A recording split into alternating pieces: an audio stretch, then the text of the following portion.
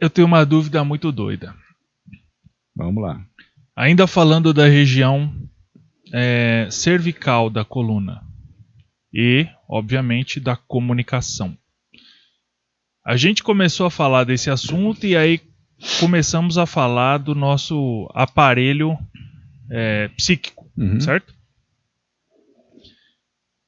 Então, quando a pessoa tem um problema, um desequilíbrio de ordem psíquica, onde ela tem um desequilíbrio entre o id, o ego e o superego, e obviamente ela vai ter um problema muito sério de comportamento e comunicação, né? A pessoa está sofrendo muito. E eu vou lá e manipulo a coluna cervical. Essa manipulação quiroprática de colocar lá no lugar, dar aquele estalinho lá, ela tem um efeito psicológico nesse aparelho psíquico que a gente descreveu aqui? Tem, claro, isso não é uma coisa imediata. Não, às vezes é. Às vezes é. É porque vai saber, né? Cada ser humano é diferente, né? Depois desorganiza novamente, você vem e manipula. Então a pessoa vai se estruturando, vai ficando numa postura, e essa postura conduz essa pessoa a uma ação diferente. Então aí vai mudando o comportamento. E com o tempo, você vai mudando tanto a personalidade quanto o caráter da pessoa. Tá? A gente observa assim, a postura. Se você chega numa sala, tá todo mundo curvado. Você está falando de postura física. Postura física, exatamente. Ele fala assim, ó, fica na postura, senta direito, senta em cima dos isquios, né? Parece que alguma coisa já muda no ambiente. Entende? Quando você olha uma pessoa curvada, você tem uma noção, você tem uma ideia do que é, de quem é aquela pessoa e como ela se comporta. Quando ela está numa postura ereta, é diferente. Por causa da nossa percepção da estética. Exatamente, da estética. E olha lá que a gente tinha falado, né? É comida e estética que a gente precisa para manter a vida individual. Então, se eu estou numa tribo e vejo um homem forte, eu quero que essa pessoa fique próximo de mim. Por quê? Porque eu posso melhorar, né, o meu rendimento em caça e em defesa. Mas eu vejo isso pela estética. Pode parecer um pouco cruel isso, mas se uma pessoa está... Eu vejo uma pessoa idosa, um velho, né, curvado, a pessoa vai trazer problema, porque vai tirar da minha energia para proteger ele. Entende? Isso falando de um funcionamento reptiliano, arcaico do nosso cérebro, né? Você reparou, Luiz, que a gente não está falando de humano ainda? Pois é, né? Nós estamos falando só de animal. Né? Pois é. Só de animal. E aí sim, a gente entraria na ética. Porque para conservar, você passou a se preocupar com os outros, né? Então você passa a se preocupar, na verdade, com a conservação da espécie.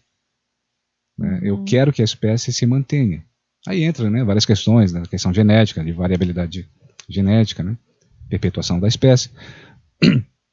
Mas para isso você precisa de sexo. Ela não reproduz. Né? Você precisa de afeto, porque senão não se comunica. Você tem que entender o outro. E você também espera a valorização dos outros, de alguma forma, para você se comunicar. Aí tem que ter as emoções. A emoção aí entra para melhorar a comunicação. Porque imagina a gente sem emoção. Como é que a gente ia se comunicar? Impossível. O corpo mesmo para se mexer. Imagina o corpo se não tivesse emoção, ele não se mexeria. Não teria esse movimento fluídico. Seria como se fosse um robô, né? Agora tem que levantar meu braço, né? Lateralizar, rotação. Né? Então, não funciona dessa forma. E quem faz isso é a emoção. Então sexo precisa de emoção e precisa de ética. E os animais, eles trabalham, como você mesmo falou, né? Eles se reúnem em grupos, né? Imagina assim uma matilha, os lobos. Eles se respeitam, eles se comunicam. Existe um código de ética ali. Né? E a gente pensa que é ética, a gente pensa, agora a gente está falando de humano. Não, ainda está falando de animal. É ética. Imagina o ethos equino, que é a ética do cavalo. Né? Ali você já praticamente estrutura, né, a base do comportamento humano, pelo exemplo do animal, que é um cavalo. Entende? Aí a partir daí, qual seria um terceiro passo? Aí sim, é se preocupar com a evolução, ou seja, eu passo a me preocupar com o teu crescimento. né? Eu não quero só que você permaneça viva, eu quero que você se desenvolva. Inevitavelmente a gente vai chegar onde? Naquilo que a gente chama de amor. Que é o amor, é isso, eu cresço, mas também faço você crescer. Não precisa exatamente gostar ou compactuar com as suas ideias, mas eu quero que você cresça, de alguma forma. E o itinerário é trabalhar nas necessidades biológicas, sabe? Necessidade biológica, quando a gente fala necessidade biológica, é alimentação, é segurança, né, valorização, é pertencimento, é identidade, é tudo isso. Quando a pessoa se estabelece, né, com algumas regras, é claro, né, nas necessidades biológicas, ela passa a se comunicar melhor com o meio. Okay? Mas para isso, claro, tem algumas exigências. Essas exigências, uma delas é a não valorização da satisfação da sua própria necessidade.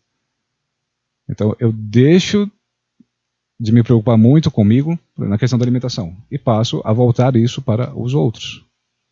Né? Que a gente meio que já faz isso. Né? E esse é o caminho. Tem que começar pela alimentação. Se não começa pela alimentação, não adianta eu dar um salto. E vou lá, sei lá, faço um coach que ele vai me ensinar a me comportar de forma coletiva, né? Ou a trabalhar o pertencimento, a identidade. Olha, é muito legal, muito bacana, né? Mas se não tiver estabelecido a alimentação, nada é feito.